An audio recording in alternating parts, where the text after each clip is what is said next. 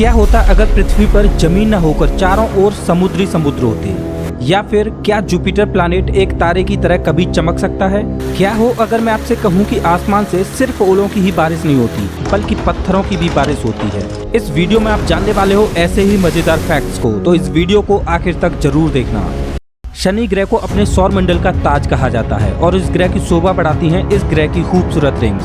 सौर मंडल के इस खूबसूरत ग्रह के बारे में और ज्यादा जानने के लिए साल 1997 में कैसिनी मिशन को लॉन्च किया गया, जो कि 20 सालों तक एक्टिव रहा। इन 20 सालों में से 13 सालों तक कैसिनी ने शनि ग्रह के ऑर्बिट में घूमते हुए इस प्लैनेट, इसके रिंग्स और शनि के चंद्रमाओं के बारे में बहुत ही महत्वपूर्ण जानकारियां इकट्ठा की। साल 2017 में नासा का कैसिनी मिशन समाप्त हो गया, लेकिन इस प्रोग्राम ने वैज्ञानिकों को बहुत ही बहुमूल्य जानकारियां दे दी। दरअसल वैज्ञानिकों को पता चला कि शनि ग्रह के खूबसूरत छल्ले इसके जन्म के साथ नहीं बने, बल्कि शनि ग्रह के रिंग्स तो बहुत बाद में बने हैं। लेकिन अफसोस की बात यह है कि शनि ग्रह के ये खूबसूरत छल्ले हमेशा ऐसे नहीं रहने वाले।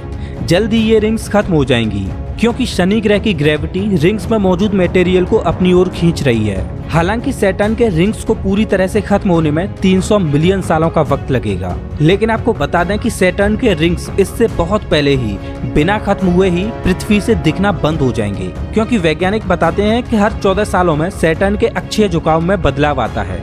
इस वजह से सैटर्न के रिंग्स धीरे धीरे पृथ्वी की लाइन में आ जाएंगे और पृथ्वी से दिखना बंद हो जाएंगे। वैसे हम बहुत लकी हैं कि हमारे समय में शनि ग्रह की इस खूबसूरती को देखा जा सकता है।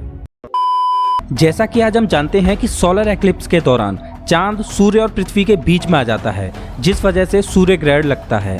लेकिन जब तक खगोलविदों को सोलर एक्लिप्स की एक्चुअल वजह का पता नहीं चला, तब लोगों का यही मानना था कि कोई राक्षस सूर्य को खाने की कोशिश करता है। वहीं चाइना में एक मिथ और था, वो ये कि जब सोलर एक्लिप्स की घटना होती तो चाइनीज लोग मानते थे कि सूर्य को एक ड्रैगन आकर निगल रहा है। इसीलिए चाइनीज लोग बहुत जोर जोर से शोर मचाते ताकि उनके शोर की वजह से ड्रैगन डरकर भाग जाए। अजीब है ना? रात के आसमान में हमारी मिल्की वे गैलेक्सी का नजारा कितना खूबसूरत लगता है, सच कहा ना? लेकिन अफसोस की बात यह है कि पृथ्वी से मिल्की वे का ये नजारा हर जगह से देख पाना संभव नहीं है। कारण है बढ़ता हुआ प्रदूषण। लेकिन आप मिल्की वे गैलेक्सी का ये नजारा शहर से दूर किसी गांव में जाकर देख सकते हो या किसी पहाड़ी इलाके में जाकर देख सकते हो, अगर मौसम साफ हो तो। आज हम जानते हैं कि ये हमारी मिल्की वे गैलेक्सी है, लेकिन प्राचीन समय में लोगों के इसके बारे में अलग ही मिथ थे। जैसे चाइना और जापान के लोग मानते थे कि ये स्वर्ग में जाने वाली एक नदी है, जिसको उन्होंने सिल्वर रिवर का नाम दिया। वहीं प्राचीन ग्रीक वासियों का मानना था कि उनके भगवान ने आसमान में ये दूध बिखेर दिया है। वहीं प्राचीन भारतीयों का ये मानना था कि ये इंद्र देवता की सड़क है, जिस पर इंद्रदेव भ्रमण करते हैं। और आज हम जानते हैं कि ये नजारा हमारी मिल्की वे गैलेक्सी का है। हम जानते हैं कि पृथ्वी पर 365 दिनों का एक साल होता है, जिसमें 6-6 महीने की शरद और गर्म ऋतुएं बदलती हैं। लेकिन क्या आप जानते हो कि मंगल ग्रह की शरद और गर्म ऋतुएं एक साल की होती हैं? हालांकि मंगल बहुत ठंडा ग्रह है, लेकिन वहां पर भी ऋतुएं बदलती हैं।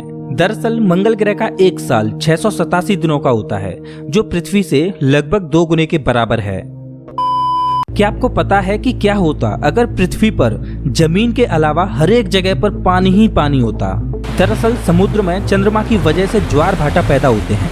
अगर पूरी पृथ्वी पर समुद्र होता तो एक बड़ी समुद्री लहर हमेशा चंद्रमा को फॉलो करती रहती, और वो लहर प्रत्येक 24 घंटे 50 मिनट में पृथ्वी का एक चक्कर लगाती, क्योंकि एक मूनराइज से दूसरे मूनराइज तक चंद्रमा को 24 घंटे 50 मिनट का ही समय लगता है। ये हैं हमारी पृथ्वी की लेयर्स, जिनमें सबसे ऊपरी लेयर को पृथ्वी की क्रस्ट बोला जाता है, जो कि पृथ्वी का सरफेस है। लेकिन आपको जानकर आश्चर्य होगा कि पृथ्वी की क्रस्ट बहुत बहुत पतली है। जानना चाहोगे कि कितनी पतली है?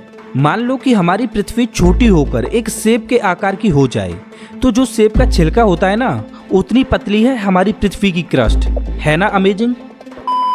कहते हैं कि पिरामिड्स के सामने वक्त भी ठहर जाए, इतने पुराने हैं मिस्र के ये पिरामिड। इनको करीब 4500 साल पहले बनाया गया था। तब से लेकर अब तक गीजा का ग्रेट पिरामिड मौसम की मार को झेलते हुए अडिग है। भले ही पिरामिड मौसम की मार को झेल गया हो, लेकिन 4500 सालों में पृथ्वी की टेक्टोनिक प्लेट्स में हुई हलचल के कारण ग्रेट पिरामिड अपनी बनाई हुई जगह से 4 किलोमीटर दूर खिसक चुका है और ये भविष्य में भी अपने ओरिजिन से दूर जाता रहेगा। जब भी डेजर्ट का जिक्र होता है तो हमारे दिमाग में कुछ इस तरह की तस्वीरें आती हैं। रेतीली और गर्म जगह जहां दूर दूर तक पानी की एक भी बूंद नहीं। लेकिन क्या सच में ऐसा ही डेजर्ट होता है? नहीं। दरअसल डेजर्ट एक ऐसी जगह होती है जहां चाहे एनिमल लाइफ हो या प्लांट्स लाइफ, यानी जीवन के लिए विषम परिस्थितियां मौजूद हों। और हाँ, सालों साल वहाँ बारिश भी ना होती हो। अब मैं आपसे कहूँ कि एक ऐसा डेजर्ट भी है जहाँ दुनिया का सबसे ज्यादा फ्रेश वाटर मौजूद है। जी हाँ, आप सही समझे, मैं अंटार्कटिका की ही बात कर रहा हूँ, जहाँ जीवन के लिए विषम परिस्थितियाँ भी मौजूद हैं और वहाँ सालों साल बारिश भी नहीं होती। 1941 में एक रेडियो एक्टिव केमिकल एलिमेंट की खोज हुई जिसका नाम वैज्ञानिकों ने प्लूटोनियम रखा। लेकिन क्या आपको पता है कि प्लूटोनियम का नाम प्लूटोनियम ही क्यों रखा? दरअसल इस एलिमेंट की खोज से लगभग 11 साल पहले 18 फरवरी 1930 को क्लाइड टॉमबॉग ने सौरमंडल के 9वें ग्रह प्लूटो की खोज की थी। इसी वजह से प्लूटोनियम का नाम प्लूटो के नाम पर रखा गया। लेकिन साल 2006 से प्लूटो से ग्रह होने का खिताब छीनते हुए इसे ड्वार्फ प्लैनेट घोषित कर दिया गया। इसी तरह प्लूटोनियम के नाम की ही तरह मार्च मंथ का नाम मार्स प्लैनेट के नाम पर रखा गया। जुपिटर हमारे सोलर सिस्टम का सबसे बड़ा प्लैनेट है जो कि एक गैस जाइंट है। सालों से वैज्ञानिक इसकी स्टडी कर रहे हैं और इसके लिए जुपिटर पर कई प्रोब भी भेजे जा चुके हैं। लेकिन अभी भी जुपिटर अपने अंदर कई रहस्यों को दबाए हुए है। आपको बता दें कि जुपिटर भी सूर्य की तरह हाइड्रोजन और हीलियम से बना है, लेकिन जुपिटर का मास इतना ज्यादा नहीं है कि ये एक तारे की तरह जल पाए। हालांकि जुपिटर का मास सोलर सिस्टम में सूर्य को छोड़कर सबसे ज्यादा है। अगर सोलर सिस्टम के बाकी के प्लैनेट्स को आपस में मिला दिया जाए तब भी जुपिटर का मास 2 गुने से ज्यादा बैठेगा। लेकिन फिर भी जुपिटर इतना बड़ा नहीं है कि ये एक तारा बन पाए। वैसे देखा जाए तो जुपिटर एक मिनी सोलर सिस्टम की तरह दिखता है जिसके चंद्रमा प्लैनेट्स की तरह इसका ऑर्बिट करते हैं। वैसे वैज्ञानिक मानते हैं कि अगर जुपिटर का मास अभी के मास से 80 गुना ज्यादा होता तो ये भी एक तारे की तरह जल सकता था। लेकिन अब सवाल ये है कि क्या भविष्य में जुपिटर एक स्टार बन सकता है? तो इसका जवाब बड़ा ही आसान है, नहीं। लेकिन हाँ, एक सिनेरियो ऐसा है जो संभावना व्यक्त करता है कि जुपिटर एक स्टार बन सकता है। अगर कोई बहुत भारी ऑब्जेक्ट जुपिटर से टकराकर मर्ज हो जाए और जुपिटर के मास को बढ़ा दे तो जुपिटर एक स्टार में बदल जाएगा, लेकिन इसकी संभावना ना के बराबर है। कितना अच्छा लगता है ना जब बारिश आती है, आसमान से गिरती हुई पानी की ठंडी ठंडी बूंदें। लेकिन कभी कभी आसमान से ओले भी बरसने लगते हैं, वो भी बड़े बड़े, जो कि जान और माल दोनों के लिए ही नुकसानदायी रहते हैं। लेकिन क्या आपने कभी पत्थरों की बारिश के बारे में सुना है? सही सुना आपने, पत्थर यानी रॉक्स की बारिश। नहीं सुना तो जान लो, पत्थरों की भी बारिश होती है। लेकिन अच्छी खबर यह है कि ये बारिश हमारी पृथ्वी पर नहीं होती। प्लैनेट कोरोट 7b एक ऐसा ग्रह है जिसका आधा भाग 2600 डिग्री सेल्सियस तक गर्म रहता है और ये इतना तापमान है कि कोरोट 7b के पत्थर पिघलकर वेपर में बदल जाते हैं और आसमान में बादलों के रूप में इकट्ठे हो जाते हैं। वहीं प्लैनेट के दूसरे आधे भाग का तापमान थोड़ा सा कम है, लगभग 1900 डिग्री सेल्सियस।